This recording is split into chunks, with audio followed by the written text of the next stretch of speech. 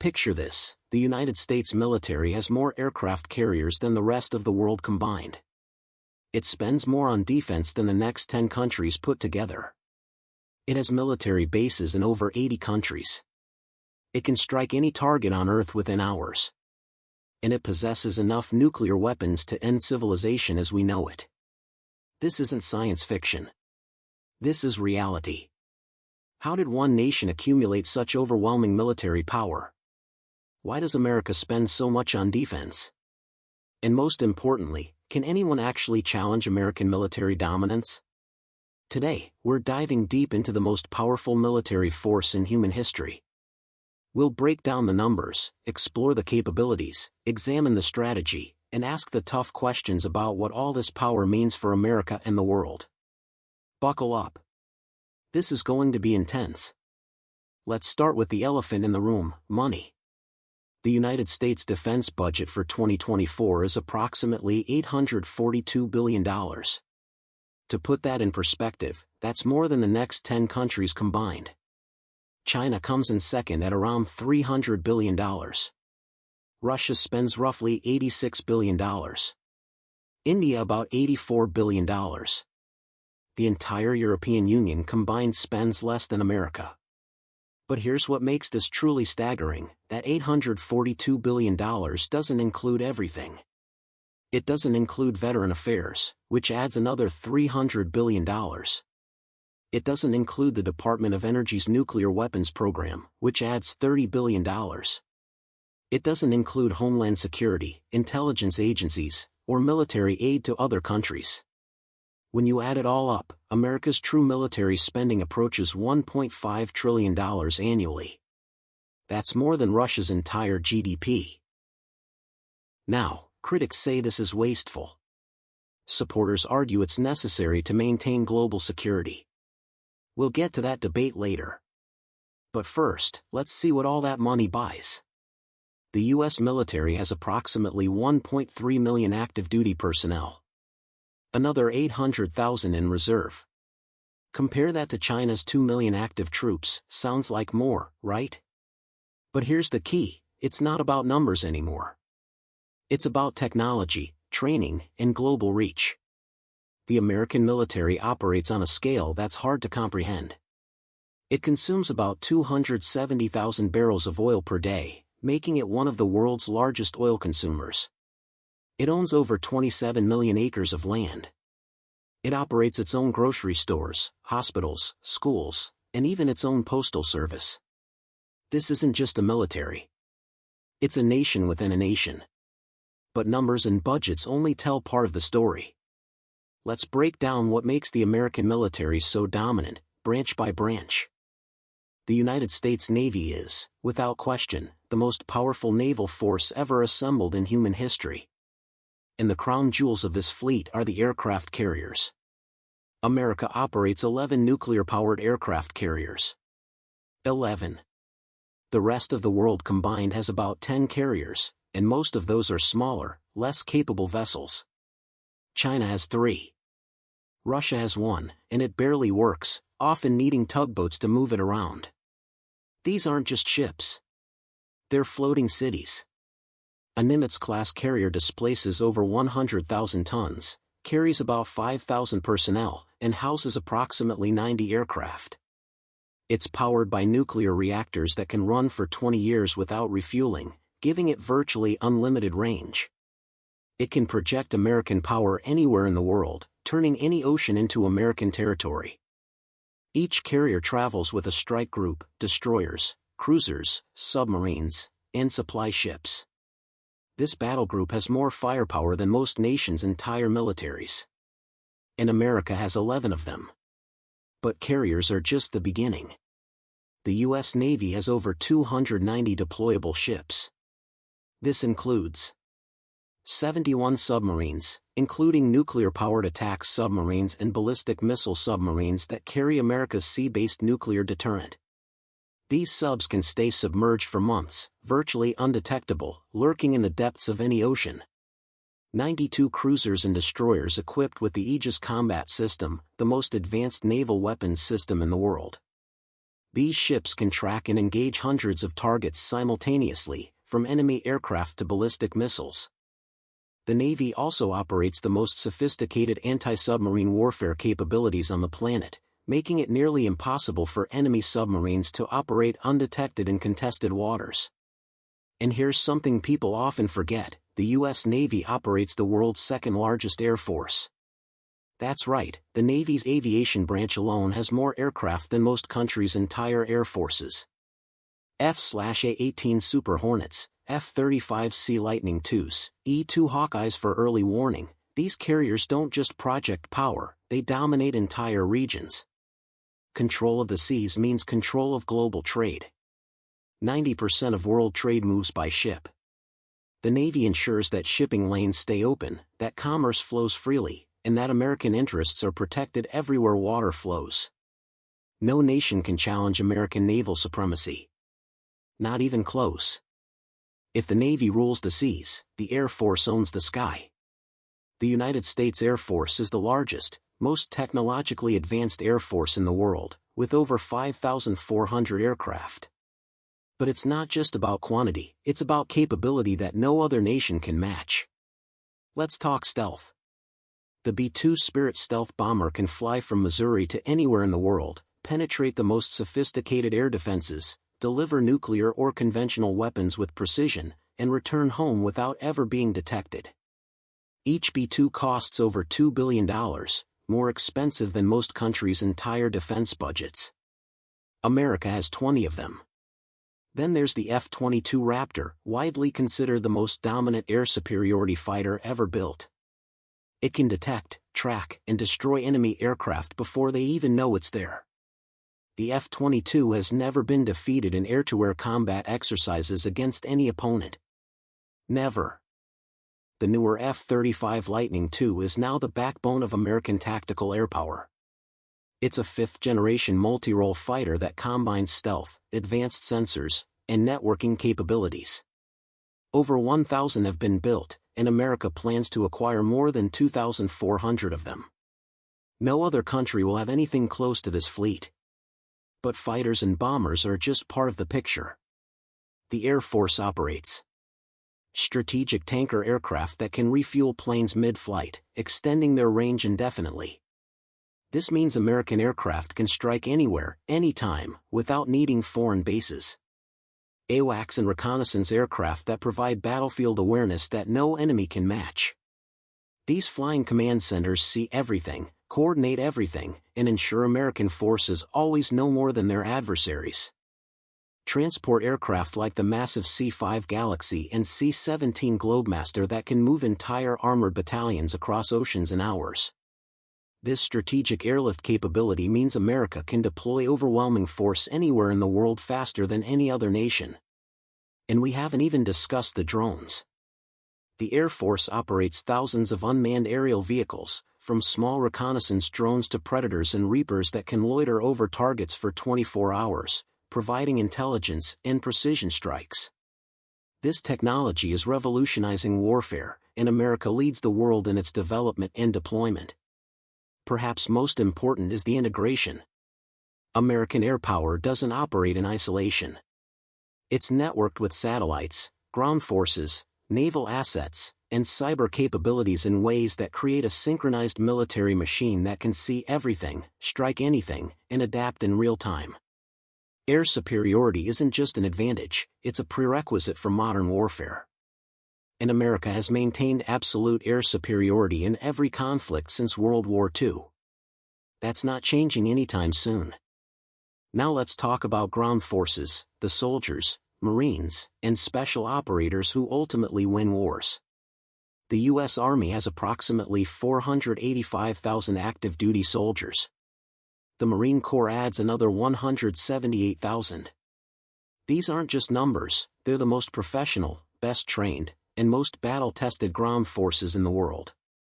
Since 2001, American ground forces have been in almost constant combat. That's over 20 years of operational experience. While this has been controversial and costly, it's created a military that knows how to fight in deserts, mountains, jungles, and cities. This institutional knowledge is invaluable. But modern ground forces aren't just about infantry. The Army operates over 6,000 tanks, including the M1 Abrams, still one of the most formidable main battle tanks in the world. It has thousands of armored vehicles, artillery pieces, and helicopter gunships like the Apache, which can destroy entire armored. The Marines specialize in rapid deployment and amphibious warfare. They can launch from Navy ships and establish beachheads anywhere in the world. They're trained to be the first to fight, the first to respond, and the most versatile force in the American arsenal. Then we get to Special Operations Forces, and this is where things get really interesting. Navy SEALs, Army Rangers, Delta Force, Green Berets, Marine Raiders, these elite units conduct missions that the public rarely hears about. Hostage rescues, targeted eliminations, reconnaissance deep behind enemy lines, training foreign forces. They operate in over 80 countries simultaneously. The raid that killed Osama bin Laden? Navy SEALs. The operation that eliminated ISIS leader Abu Bakr al-Baghdadi? Delta Force and Army Rangers. These units represent the pinnacle of military capability, small teams that can accomplish strategic objectives without conventional warfare. Special Operations Command has a budget of over $13 billion and approximately 70,000 personnel. That's larger than most countries' entire militaries, and it's dedicated entirely to unconventional warfare. The bottom line, American ground forces may not have the raw numbers of China or Russia, but they have superior training, equipment, logistics, and experience. In modern warfare, that matters far more than mass. Now we arrive at the most terrifying aspect of American military power, nuclear weapons. The United States maintains approximately 5,500 nuclear warheads. About 1,740 are deployed and ready to launch. The rest are in reserve or awaiting dismantlement. But it's not just about numbers, it's about the delivery system, known as the nuclear triad. First, land-based intercontinental ballistic missiles. America has 400 Minuteman III ICBMs sitting in silos across Montana, North Dakota, and Wyoming. These missiles can reach any target on Earth in about 30 minutes. They're the fastest response option. Second, submarine-launched ballistic missiles. 14 Ohio-class submarines carry Trident II missiles, each capable of delivering multiple nuclear warheads. These submarines patrol the oceans silently, undetected, virtually impossible to track. They ensure that even if America's mainland is destroyed, retaliation is guaranteed. This is the ultimate insurance policy. Third, strategic bombers. B-52s, B-2 Spirit stealth bombers, and the new B-21 Raider can carry nuclear weapons anywhere in the world. They're the most flexible option, capable of being recalled even after launch. This triad ensures that no enemy can eliminate America's nuclear capability with a first strike. There's always a response. Always retaliation. This concept, mutually assured destruction, has prevented nuclear war for nearly 80 years. But here's what's sobering, a single Ohio-class submarine carries more destructive power than all the explosives used in World War II combined. Just one submarine. America has 14 of them. The nuclear arsenal is maintained at enormous cost, about $60 billion per year, with modernization programs that will cost over $1.5 trillion over the next 30 years. Is it worth it? Supporters argue it's the ultimate deterrent that prevents great power wars. Critics say it's dangerous and wasteful. What's undeniable is this: America's nuclear arsenal ensures that no nation, regardless of how powerful, can threaten American survival without facing their own annihilation. Military hardware is impressive, but what truly makes America's military unmatched is global reach, the ability to project power anywhere, anytime. The United States maintains approximately 750 military installations in more than 80 countries. That's not a typo. 750 bases. From massive complexes like Ramstein Air Base in Germany to small outposts in Africa, American military presence is global.